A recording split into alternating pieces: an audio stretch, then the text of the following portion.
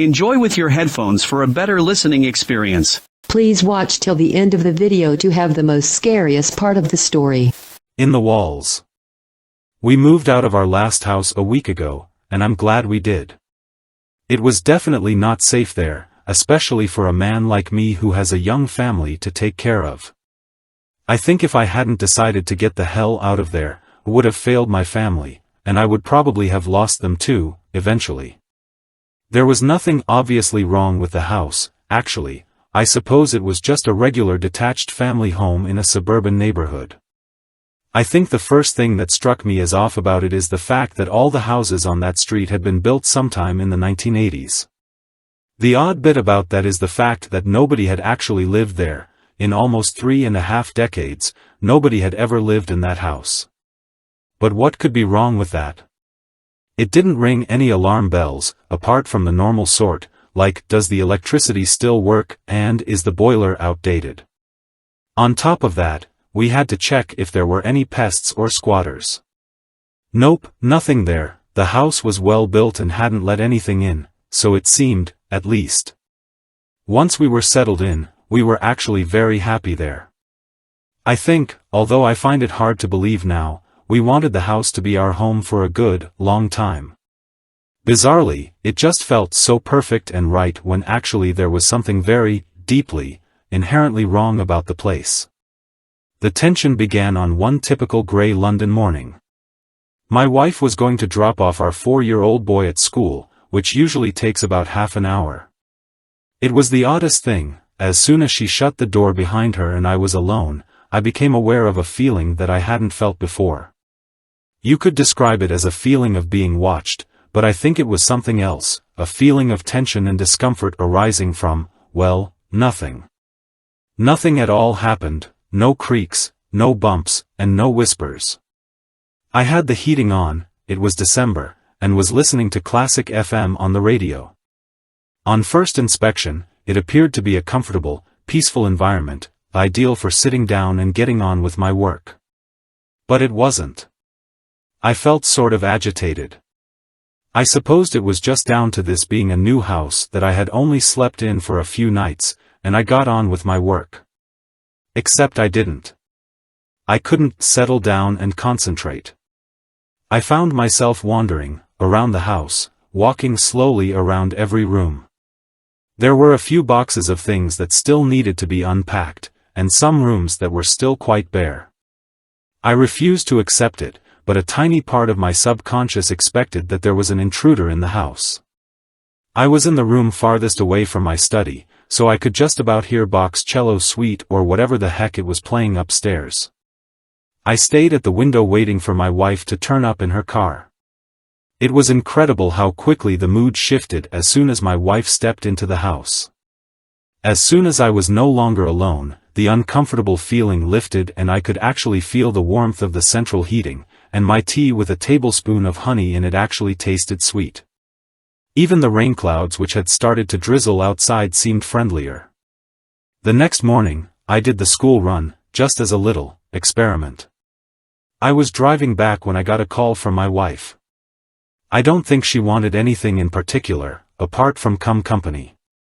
Her tone was very casual, it almost sounded forced, and she was only asking when I would be back, but in a prolonged way, as if she wanted to keep the call as long as possible. I had some idea why she was calling, she was getting the feeling too. She probably felt it more, because women are more tuned into these subtleties in an environment. She didn't mention anything when I returned regarding the feeling, but through her smile I could see that she was a tiny bit spooked. To be honest, it was nothing really, just a feeling that people get sometimes. The only odd things about it were that it happened when we were alone, and that it happened to both of us. Well, still, some places are just like that. A house that hasn't been lived in for decades might take time to warm to its new owners, I guess. The next day, while my wife was out getting the groceries, I made a little discovery. The strange feeling grew more intense in certain parts of the house. In the upstairs bathroom, it was particularly strong, and there was a corridor that connected the dining room and living room where it was also quite noticeable. The thing about these places is that they were the only parts of the house with mirrors in them. With time, I came to hate those parts of the house, and those mirrors. Nothing new happened for about a week. I just avoided being in the house by myself, and I noticed my wife did the same, although we never discussed the fact that we felt uncomfortable being alone. It was a new house, we didn't want to spoil our first days there with negativity. But certain negativity hung about the place nevertheless. It was not obvious, it was not intense, but it was always there. It felt somewhat hostile, as if we were sharing the home with something that didn't like us being around. I read up online, while my wife wasn't looking, that some places just have what they call negative energy. Apparently this is the result of many things such as poor lighting, bad feng shui, and bad things that have happened in the past in the place. Ironically, we installed brand new high-power light bulbs. My wife had a whole book on keeping good feng shui, and as for the whole bad things happening in the past thing, nobody had ever lived in the house before. I mean, how could anything bad have happened there if nobody had lived there before? At least our little boy didn't seem affected. He was playing just as happily as ever with his toys. A work overload had preoccupied me and his mother lately, so we didn't spend as much time with him as usual. He didn't seem to mind. He even managed to invent an imaginary friend to play with. There was this one night, however, when I came home from work late to find my son in bed and my wife waiting for me in the living room. As soon as I came through the front door, I was greeted with a thick, heavy presence. It gave me a bad feeling immediately. I knew at once that something was not right. And yet, everything seemed fine. We ate dinner in front of the television, washed up, and then got ready for bed. We both joined our son upstairs to sleep, and soon enough we had both dozed off, except, I was suddenly disturbed from my sleep. It was nothing unnatural, in fact, it was the very call of nature that woke me up. I needed to use the loo. I got up and put on my slippers and nightgown. It was absolutely freezing, being a winter's night. But when I stepped into the bathroom, I was shocked by how cold it was. It was not safe, how chilly it was in there. I looked at myself in the mirror for a bit, and then sat on the toilet seat to do my business. That mirror was giving me a bad feeling.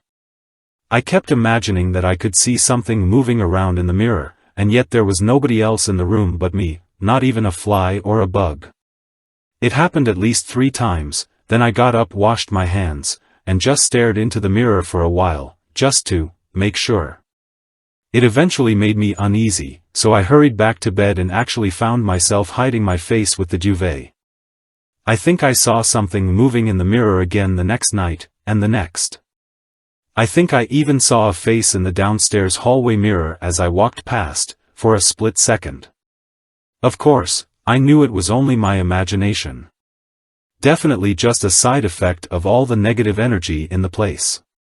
It was getting more irritating than frightening, so I decided to ring up one of those priests, those spiritual sorts who know how to brighten up places with negative energy in them. She turned up while our son was at school, a frail old Japanese woman who must have been 80 years old at least. Her son dropped her off since she was very weak and unable to walk the distance. Anyway, she came in smiling faintly and telling us in broken English that she would just take a walk around the house to get used to it. I and my wife sat quietly in the living room. Personally, I don't think she was all too happy about the house being checked out by what she referred to as an exorcist. I showed her the web pages about clearing negative energy and she agreed with a sigh. After all, it was good feng shui to have your house cleared. The spiritual woman came downstairs after about 10 minutes. In spite of how bony and old she was, she made the place feel very secure and comfortable. I almost wanted her to stay with us, so that we could be assured that we would have no negative energy. But something happened that made us wonder if it really was negative energies making our house the way it was. Anyway, she came into the living room and told us that she had burnt incense in some of the rooms and that she was going to go over the rooms again just to clear out any remaining negativity. But then she suddenly went stiff and her quivering smile became a screwed-up scowl and her watery eyes hardened. We thought she was having a stroke and reached for the telephone to call an ambulance. Turns out she was fine. She told us not to touch anything or move. We listened and watched, dumbfounded, as she rushed to the wall with impressive speed and pressed her ear against it. She whispered some words which we couldn't hear, and she seemed to be receiving a reply as her expression changed and contorted. Whatever she was hearing can't have been good because she gave a shriek and sprang away from the wall. The room darkened noticeably, like when a cloud covers the sun. "You no live this house." The old woman grabbed my wife by the shoulders and shook her firmly as she said this. "Why not?" I asked, as my wife was too taken aback to reply. "Man in the walls," she shrieked, "there is man live in the walls. Bad man. Man in the walls." The old woman hurried through the hallway and, without even putting her shoes on, stepped outside the house and urged us to come out with her. She called her son to pick her up on a little Nokia phone, and refused to step back inside, even though she needed to sit down because of her frailty. I brought a chair outside for her and brought her shoes out too. We waited with her outside, and I can swear that when I went inside to fetch the chair, I was not the only one in that house. I cursed the old woman for making me so nervous. I was hearing whispers all over the house now. Her son picked her up and when he saw her in a nervous state, he gave me and my wife an unfriendly look before driving away. That had gone badly. We would have got mad at each other had it not been for what the old woman had said. Man in the walls. It was chilling to hear that, and the look of terror on the old woman's face convinced us that she was serious. But, being modern cosmopolitans, we just agreed after some conversation that she was doing that to frighten us, or that she was just old and batty. We didn't want to believe her bullshit. But the phrase stuck with me, man in the walls. I even admit I put my ear to the wall to see if I would hear anything. Nothing. We were more uneasy now than we had been before the spiritual had come. The tension gathered all day until at bedtime, and the house felt unnaturally dark. As I was slipping into bed, relieved that the day was over, a cry from my wife got me out of bed. She rushed into the bedroom with a look of utter horror on her face. "Man in the mirror," she screamed, man in the mirror." I had enough sense to realize that she was not talking about the Michael Jackson hit. She was genuinely terrified. "Where?" "Bathroom. I saw it, I tell you." "I believe you. I believe you." I had to believe her. I stormed into the bathroom and looked into the mirror. It was just a normal reflection. There was nothing there. I stood there for a while. Then I began to cry. "What's wrong with this bloody place?" I cried, "Man in the wall. Tell me, is there a man in the wall?" No, there isn't," my wife comforted me, "it was my imagination, I'll bet you. It's just that damned old woman coming in here and telling us all this mumbo-jumbo about men in the walls. It's nothing. Nothing at all. Then what the hell have I been seeing? This place, it feels wrong. Just wrong. Oh, nothing. Don't worry. There's nothing here, there can't be. Let's just get some sleep. That's what you need, sleep. I was too tired to carry on with this. I forced myself to believe that there was nothing funny going on. I didn't convince myself.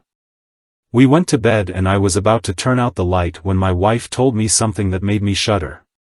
"You know, Daniel, our son, has been saying some weird things lately," she said. "Like what?"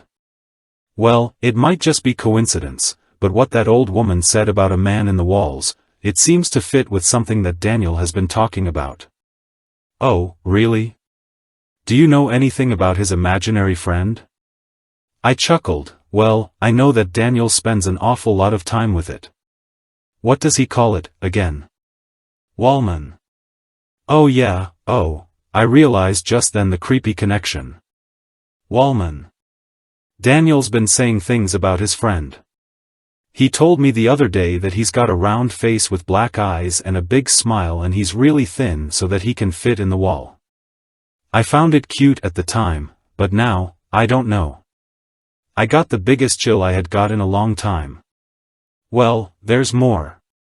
We were in the park, just me and him. Nobody else was there. I asked him if he wanted to invite Wallman for a picnic. He said he couldn't. He told me that Wallman is only in our house, and never leaves. That one made me laugh a bit when he told it to me, but then he gave me this serious, worried look and said, "Don't laugh, Mummy. Wallman doesn't like you and Daddy. He hates you. He says he only likes me." I shuddered and took a deep breath. The air suddenly felt colder and more hostile. "You know," I said to my wife after a period of silence, "I really do think we should move out. I don't know if it's just a bad feeling I get about this place, or if maybe that old Japanese woman was right. This stuff is creeping me the hell out. I don't think I can sleep now. I don't feel safe." Nevertheless, we both managed to sleep after a bit more conversation on where we could move to. I had dreams, they were mostly just plain random dreams, but one thing stuck out as different. I dreamt I came home to find the house empty. I called to see if anyone was home, and turned on a few lights. I noticed very vividly that there was somebody standing in the living room. It was a man's figure, very lean and about the height of a child. He was facing away from me, I could tell, but the light wouldn't turn on in that room so I couldn't see any more. I think he was naked. In my dream, I called out, "Daniel," but I felt certain that this was not my son. I was scared of this figure in the living room. The dream ended there and I woke up. I blamed all the weird events, they were affecting my sleep. I managed to get some more shut-eye after that. No dreams this time. It was a Saturday next morning, so we had a bit of a lie-in. "I'm getting the kettle on. How many sugars would you like?" I asked my wife before going downstairs to the kitchen to make some tea. But as I waited for the kettle to boil, a voice caught my attention. It was Daniel, he was raising his voice. I found him looking up at the mirror in the downstairs corridor, in a heated argument with somebody. "No. If you don't say sorry, I won't be your friend anymore," he cried. "Hello? Dan? You all right there, son?" I called to him. He ignored me outright. "No. No. No," he shrieked at whoever he was speaking to, and I saw tears on his cheeks. "I don't want to. You're not nice anymore. Go away. Go away," he began to screech, "I don't want to go with you." I rushed along and lifted him up, carrying him away from that mirror. His mother came downstairs, roused by the shouting. "What's wrong, dear?" she asked him. Wallman wants me to live with him. In the wall. He wants to take me in the wall, but I told him I don't want to." "Oh God," I muttered, handing him to my wife, my voice shaking. "I can't put up with this bullshit any longer. Wallman. Where the heck are you? Come out, you bastard." I had never spoken in front of my son like that before. But he didn't seem unsettled, he seemed glad that I was angry at his imaginary friend. My wife took him upstairs while I raged on for a bit. "Right," I said when my wife came back downstairs. "We've got to get rid of these goddamn mirrors. They're creeping the shit right out of me." "It's okay. It's fine." "No, it's not fine. It can't be fine. It's like they're portals or something. Like there's evil coming straight out of them or some crazy shit like that." Okay. We need to stay calm," she assured me. "Let's just get breakfast sorted, and we'll see how things go." We had breakfast in silence, and after a while, it all seemed okay. And then something happened that was amazing. Nothing. Nothing at all. There wasn't even a weird feeling of anxiety anymore. It felt like a normal home should. Weirder still, the next day was fine too, and nothing dodgy took place overnight. We kept the mirrors. I hadn't been entirely serious about throwing them out, I had just been stressed out. Then a whole week went by and it was Sunday again, without a single weird thing happening. Our house was beginning at last to feel like a home. We had less work, so we spent more time with Daniel, and he seemed to forget about his imaginary friend, which was actually a relief to us. That imaginary friend had seemed like something else.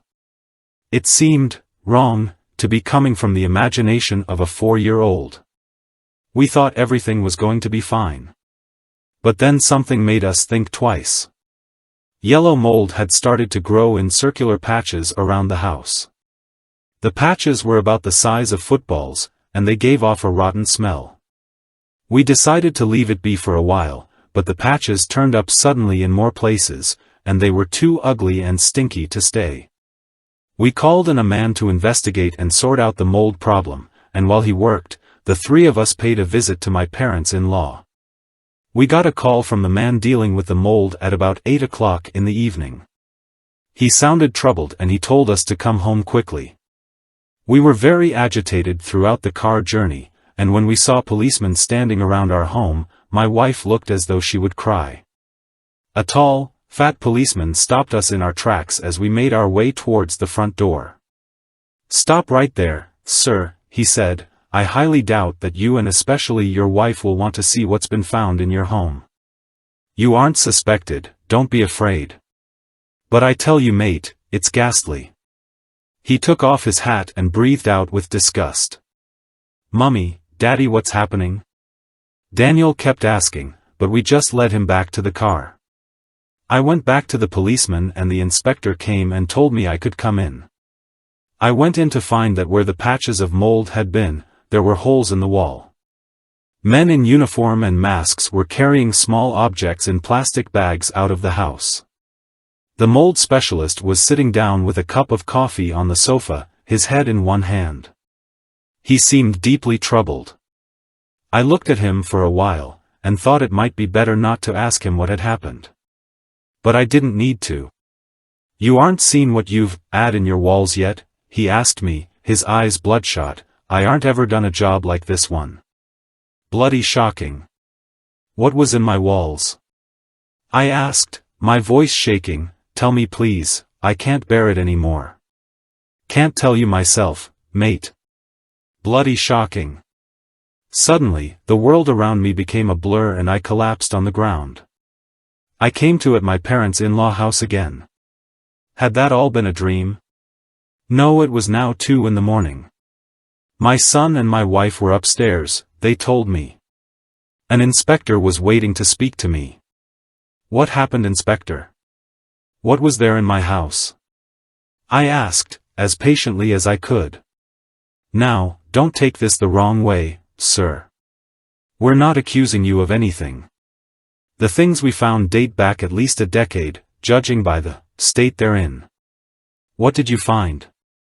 Then I was told, once I had promised to remain calm, that behind each of the 16 patches of mold, the bones of a small child had been found curled up inside the walls. The children were all between the ages of 2 and 5, and were recognized as children that had gone missing in the area over the past 30 or so years. Now, hearing that shook me about as much as it would shake anybody in my position. There was something else in the walls of that house, something evil, and had things happened differently, it might have taken my son into the wall like all those other children. I and my wife still haven't gotten over our experiences in that house, although our son seems to be indifferent to the whole thing. He never got told about the children in the walls, and hopefully he'll never ask, so we won't have to tell him. He never mentions his imaginary friend Wallman, and he seems happy enough in our new home, as do all of us. I don't want to tempt fate or anything, but our new place seems just right, nothing weird going on here. But one thing bugs me, and I don't think it'll ever stop bugging me as long as I live. I still don't know what the heck it was in our house. I refer to it as Wallman, because the name makes it seem less frightening, but I can't get over the fact that I have actually had contact with a paranormal entity. I'm guessing it's still there in that building. Fat chance anybody wants to buy that house now, after the discovery made the local headlines. There's one more thing. A few days after he made his dreadful discovery, the mold specialist arranged to meet me at my workplace. He seemed deeply disturbed, and told me that he had something dead strange to show me. It was a picture he had taken on his mobile phone on the day he had been at our house. It was a picture of the mirror in the corridor. Although the quality was a little grainy, a face could be seen very clearly in the mirror. It just popped up at the bottom corner of the mirror, a white face with a wide, thin-lipped mouth and large black eyes. It had very clean, neat teeth. It didn't appear to have a nose or any hair, but perhaps it was just because of the quality of the image. It was grinning broadly, and its eyes were wide open. The picture was taken from an angle so that the photographer could not be seen, only the face and the rest of the room. But what scared me most about the face was the fact that it was there. It was actually there, real photographic evidence of something paranormal that had been in our home all that time. Saw the bastard in the mirror and I didn't know what the bloody heck it was, so I snapped a shot and ran out the bloody house. The man explained to me. He seemed shaken. Now, I'm not sure why he showed that to me. Perhaps he was frightened and just wanted to get it off his chest. Perhaps it was just fascinating or incredible to him. I don't care, really, because now that I've seen that photographic evidence, I won't stop thinking about it. I never truly actually believed in the paranormal until then. But now, I'm open-minded. I say my prayers before going to bed every night. I've started being superstitious, and avoiding creepy places and walking under ladders and everything. I only have one mirror in my house now, in the bathroom, and I avoid it like the plague. Not to mention that I practice methods designed to keep my home free of negative energies. My wife likes that, after all, it is good feng shui. And sometimes, only sometimes, when I am alone at home and it is quiet, I press my ear to the wall and listen carefully. Then I look into my mirror for a while, just to make sure there isn't anything else in there. Perhaps you should give it a go too. After all, some houses are strange and some houses have been there for a very long time. With enough time, I think things come into existence in empty places that shouldn't be allowed to exist. You may find that those walls that protect you from the elements every day are in fact home to something that you might need protection from. And as for mirrors, I guess they are like doors into the wall. They show you not only what's behind you, but what's behind them. Trust me, if you see any strange faces in the mirror, there's a possibility there could be something in your walls. Afraid? My advice, just brush your teeth quickly. Thanks for watching.